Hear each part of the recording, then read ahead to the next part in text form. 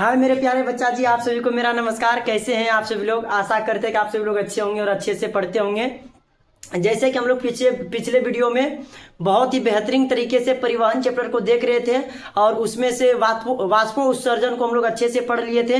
आज के इस वीडियो में शानदार तरीके से हम लोग जंतु में परिवहन के बारे में पढ़ेंगे और सबसे पहले हम सभी लोग रक्त के बारे में पढ़ेंगे कि रक्त होता क्या है। तो जितने भी छात्र होंगे आप सभी से हाथ जोड़ के मेरा विनती है कि जरूर से जरूर सब्सक्राइब कर लीजिएगा और जितने भी फेसबुक पे देखते होंगे आप सभी लोग से हाथ जोड़ के मेरा विनती है कि जरूर से जरूर फॉलो कर लीजिएगा।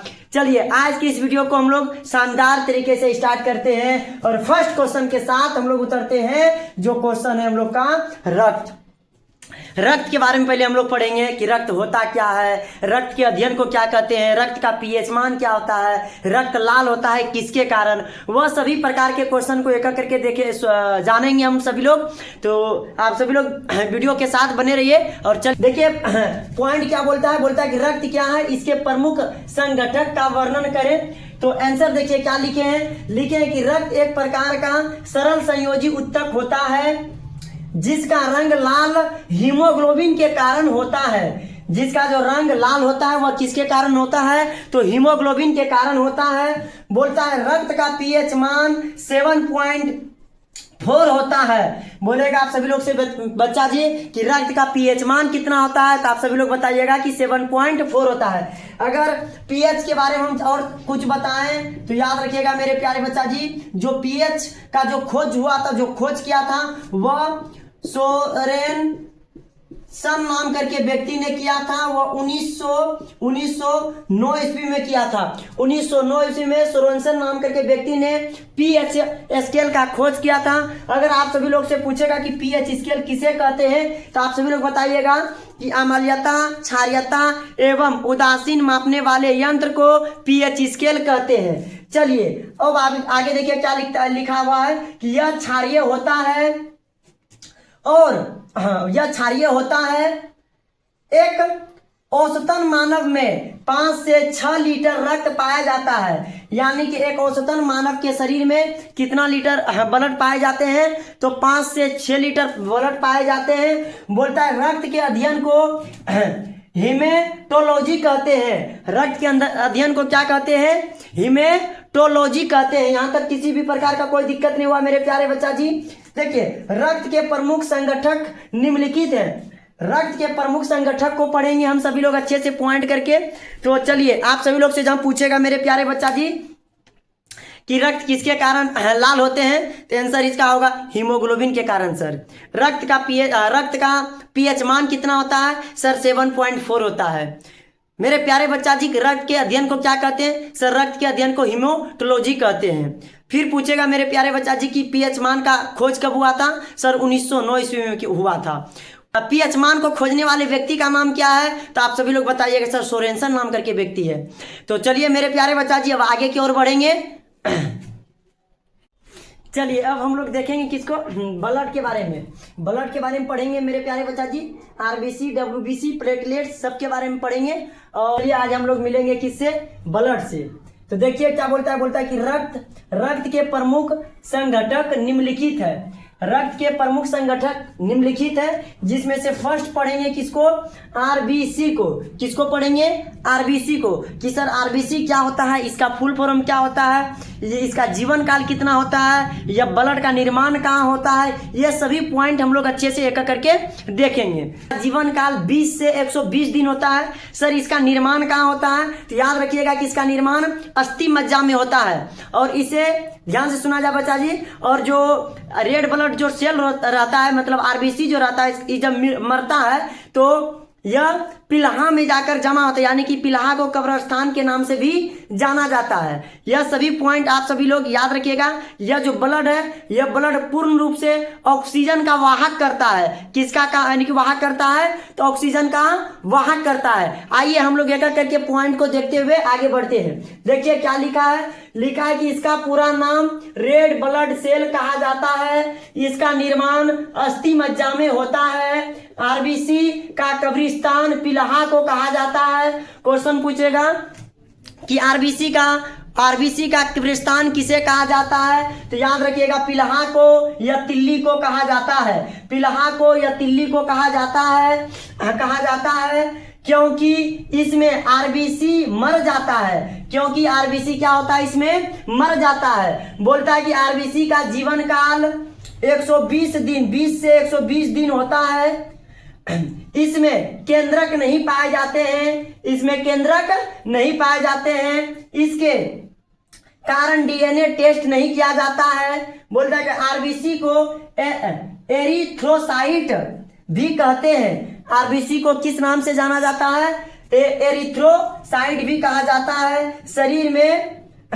और यहाँ पॉइंट देखिए क्या बोलता है बच्चा जी, इसका प्रमुख काम ऑक्सीजन को पूरे शरीर में पहुंचाना होता है। इसका प्रमुख काम क्या होता है? कि शरीर में ऑक्सीजन को पहुंचाना होता है। बोलेगा सर कि बताइए आरबीसी को क्या नाम से जाना जाता है? तो याद रखिएगा, एरिथ्रोसाइट के नाम से भी जाना जाता है। इसमें सर डीएनए टेस्ट नहीं होता है। इसमें केंद्रक नहीं पाए जाते हैं। ये सभी बातें हम लोग ब्लड के बारे में पढ़ लिए। चलिए अब देखते हैं हम लोग दूसरे पॉइंट को।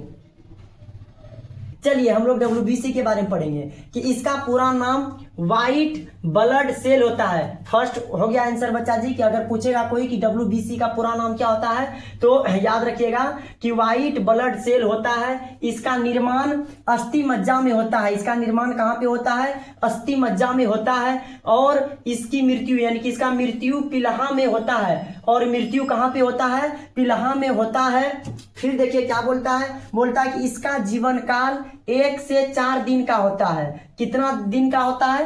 1 से 4 दिन का जीवन काल होता है। बोलता है कि यह शरीर को रोगाणुओं से सुरक्षा प्रदान करता है। यह शरीर के रोगाणुओं से सुरक्षा प्रदान करता है। फिर देखिए बोलता है मेरे प्यारे बच्चा जी कि डब्ल्यूबीसी की सबसे बड़ी कोशिका को मोनोसाइट कहते हैं। डब्ल्यूबीसी की सबसे बड़ी कोशिका को क्या कहते हैं? मोनोसाइट कहते हैं। फिर बोलता है जबकि सबसे छोटी कोशिका को लिम्फोसाइट कहते हैं। सबसे छोटी कोशिका को क्या कहते हैं? लिम्फोसाइट कहते हैं। सबसे बड़ी कोशिका को क्या कहते हैं? मोनोसाइट कहते हैं। सर डब्ल्यूबीसी का पूरा नाम क्या हुआ सर? तो याद रखिएगा कि व्हाइट ब्लड सेल। क्या बोले हम? व्हाइट ब्लड सेल होता है मेरे प्यारे बच्चा जी।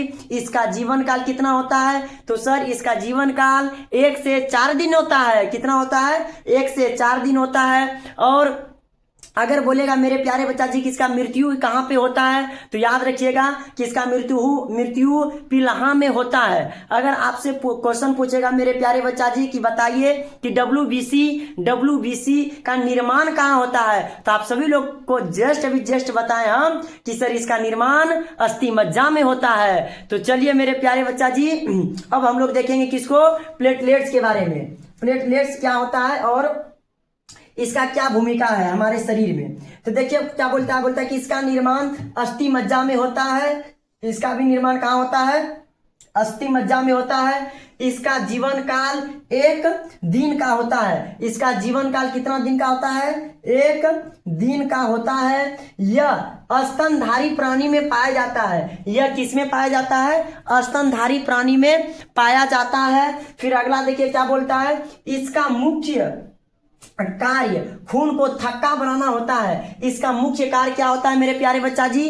थक्का बनाना। फिर देखिए अगला पॉइंट बोलता है कि इसे थ्रोम्बोसाइट भी कहा जाता है। इसे क्या कहा जाता है? थ्रोम्बोसाइट कहा जाता है। यहाँ तक कोई तरह का दिक्कत नहीं। हम बोलेंगे डब्ल्यूबीसी के बड़े कोशिका का नाम क्या है तो सर मोनोसाइट। क्या नाम है? मोनोसाइट। अगर बोलेंगे सबसे छोटी कोशिका का नाम क्या है मेरे प्यारे बच्चा जी तो जस्ट अभी यहाँ क्या लिखे हैं? लिम्फोसाइट। और चलिए अब हम लोग देखते हैं दूसरे पॉइंट को स्टार्ट करते हैं। इसका जो फर्स्ट पॉइंट बोलेगा मेरे प्यारे बच्चा जी बोलता है कि रक्त के प्रमुख निम्न कार्य है। रक्त के प्रमुख निम्न कार्य है जिसमें फर्स्ट है कि शरीर के ताप को संतुलन करना है यानी कि बना के रखना। क्या बोले हम? शरीर के ताप को संतुलन बना के रखना। दूसरा बोलता है गैसों का आदान प्रदान होना, मतलब गैसों का आदान प्रदान होना। अगला बोलता है कि श्वसन क्रिया के दौरान बना कार्बन डाइऑक्साइड गैसों को फेफड़ा तक पहुंचाना। यह भी किसका? रक्त का ही काम होता है। अगला शरीर को रोगों से सुरक्षा प्रदान करना, शरीर को रोगों से क्या करना, सुरक्षा प्रदान करना। अगला पॉइंट बोलता है फाइब्रोनोजेन एंजाइम रक्त को थक्का बनाता है। ये 5 पॉइंट बहुत अच्छा पॉइंट है मेरे प्यारे बच्चा जी, जो रक्त के प्रमुख कार्य है। फर्स्ट क्या बोले हम सर, गैसों का आदान प्रदान होना। दूसरा क्या बोले, शरीर के तापमान को नियंत्रण बना के रखना। तीसरा सर, तो तीसरा हम बोले कि निर्मित कार्बन डाइऑक्साइड को फेफड़े तक पहुंचाना। चौथा जो हम लोग बोले प्यारे बच्चा जी, चौथा था रोगों से सुरक्षा प्रदान करना। और 5वां मेरा पॉइंट जो था मेरे प्यारे बच्चा जी, यह क्या था, फाइब्रोनोजेन एंजाइम रक्त को थक्का बनाता है। यह 5 पॉइंट हम लोग का बहुत सुंदर पॉइंट था। चलिए मिलते हैं अगले वीडियो में।